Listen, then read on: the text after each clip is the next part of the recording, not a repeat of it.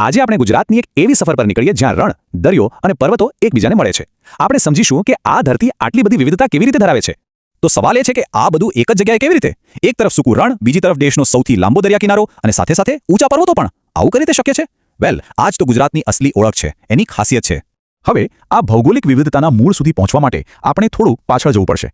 સમજવું પડશે કે આજનું જે ગુજરાત આપણે જોઈએ છીએ એ બન્યું કેવી રીતે અને એની શરૂઆત થઈ છે એના વહીવટી માળખાથી.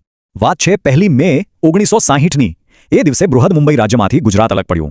ત્યારે ગુજરાતમાં હતા માત્ર 17 જિલ્લા. પણ એ તો બસ શરૂઆત હતી. જેમ જેમ સમય આગળ વધ્યો, રાજ્યનો વહીવટી નકશો પણ બદલાતો ગયો અને નવા જિલ્લાઓ જોડાતા ગયા. અને આજે ગુજરાતમાં પૂરા 33 જિલ્લાઓ છે અને દરેક જિલ્લો પોતાની અલગ ઓળખ, અલગ ભૂગોળ લઈને બેઠો છે. આ 17 થી 33 સુધીનો આંકડો એક નંબર નથી, એ ગુજરાતના વિકાસની આખી કહાણી છે. ઓકે, તો વહીવટી રચના તો સમજાઈ ગઈ. હવે ચાલો આપણી અસલી ભૌગોલિક સફર શરૂ કરીએ.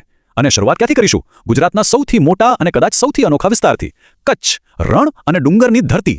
જો જ્યારે આપણે રણ શબ્દ સાંભળીએ ને ત્યારે મગજમાં રેતીના ઢગલા આવે. પણ કચ્છનું રણ એવું નથી. એ રેતાળ નથી. એ તો એક વિશાળ, સપાટ, ખારો પાટ છે.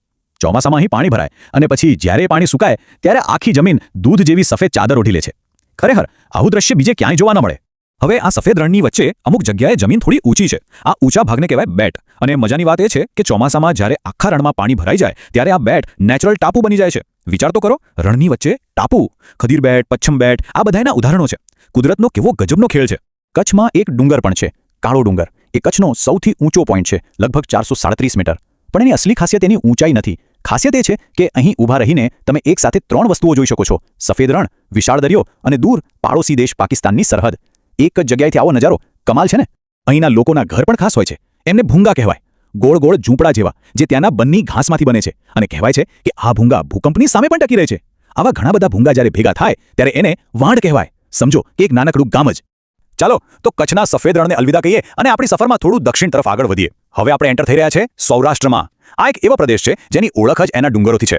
અને સૌરાષ્ટ્રની વાત આવે એટલે સૌથી પહેલા કોણ યાદ આવે? ગિરનાર. એ માત્ર ગુજરાતનો સૌથી ઊંચો પર્વત નથી, એ તો શ્રદ્ધા, ઇતિહાસ અને ગૌરવનું જીવતું જાગતું પ્રતીક છે. ગિરનારનું જે સૌથી ઊંચું શિખર છે, ગોરખનાથ, એની ઊંચાઈ છે 1117 મીટર. આને તમે સમજો ગુજરાતની છત.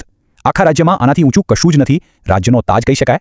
એક બીજી રસપ્રદ વાત, ગિરનાર એ કોઈ એકલો અટુલો પર્વત નથી. એ તો ઘણા બધા શિખરોનો એક સમૂહ છે. અને સ્થાનિક લોકો આ શિખરોને ટૂંક કહે છે, જેમાં ગોરખનાથ, અંબાજી, ગૌમુખી આવી 5 મુખ્ય ટૂંક આવેલી છે. દરેકનું પોતાનું આગવું મહત્વ છે. ગિરનાર તો સૌરાષ્ટ્રનો રાજા છે, પણ એ સિવાય પણ અહીં બીજા ઘણા ડુંગરો છે. જેમ કે અમરેલીમાં ગીરની ટેકરીઓ, જેનું સૌથી ઊંચું શિખર છે સરકલા. સુરેન્દ્રનગરમાં ચોટીલાનો ડુંગર તો બધાએ જોયો જ હશે. અને પોરબંદર પાસે છે બરડો ડુંગર. આ બધા મળીને સૌરાષ્ટ્રનો પર્વતીય પ્રદેશ બનાવે. ઓકે, તો કચ્છનું રણ જોયું, સૌરાષ્ટ્રના ડુંગરો જોયા. હવે વારો છે તળ ગુજરાતનો, એટલે કે મેઇનલેન્ડ ગુજરાત. અહીંની કહાની થોડી અલગ છે. અહીં ભારતની મોટી પર્વતમાળાઓ ગુજરાતમાં એન્ટ્રી લે છે. જુઓ, કચ્છ અને સૌરાષ્ટ્રના ડુંગરો ત્યાંના સ્થાનિક ડુંગરો છે. પણ તળ ગુજરાતના ડુંગરો એવા નથી. એ તો ભારતની 4 વિખ્યાત પર્વતમાળાઓના છેડા છે જે ગુજરાતમાં આવીને પૂરા થાય છે. કઈ 4? અરવલ્લી, વિંધ્યાચલ, સાતપુડા અને સહ્યાદ્રી. આ 4 પર્વતમાળાઓનો વિસ્તાર ગુજરાતને સ્પર્શે છે. અને આ દરેક પર્વતમાળા ગુજરાતમાં પોતાનું એક આગવું શિખર ધરાવે છે.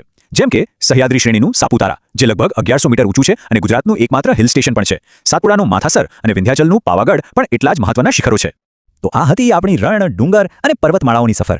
પણ ગુજરાતની ઓળખ આના વગર અધૂરી છે, અને એ છે એનો વિશાળ દરિયા કિનારો. ચાલો હવે કેટલાક એવા આંકડા જોઈએ જે ગુજરાતની ભૌગોલિક ઓળખને સંપૂર્ણ બનાવે છે. પહેલા તો એનો વિસ્તાર 1,96,000 ચોરસ કિલોમીટર કરતાં પણ વધુ. આટલા મોટા વિસ્તારમાં ગુજરાત ફેલાયેલું છે, એટલે જ તો આટલી બધી વિવિધતા સમાઈ શકે છે. પણ હવે જે આંકડો આવે છે એ ગુજરાતની સૌથી મોટી ભૌગોલિક ઓળખ છે. એ છે એનો દરિયા કિનારો. કેટલો લાંબો હશે?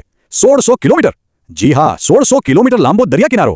અને આ 1600 કિલોમીટરના આંકડા સાથે ગુજરાત આખા ભારતમાં સૌથી લાંબો દરિયા કિનારો ધરાવતું રાજ્ય બની જાય છે.